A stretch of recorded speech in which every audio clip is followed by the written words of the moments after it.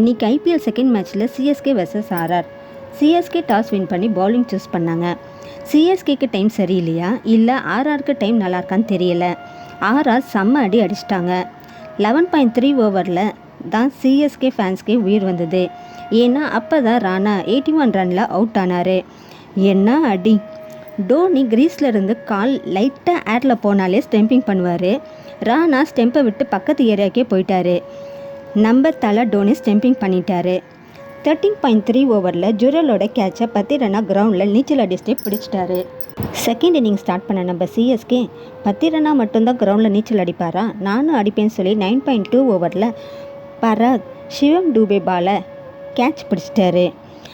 18 வயசு கீழே உள்ளவங்க, இதயம் பலவீனானவங்க, ப்ரெக்னென்ட் லேடிஸ் சிஎஸ்கே விளையாடும்போது லாஸ்ட்டு 2 ஓவர்ஸை பார்க்காதீங்க, பிபி ஏறுது. ஆர்ஆர் வின் பண்ணிட்டாங்க.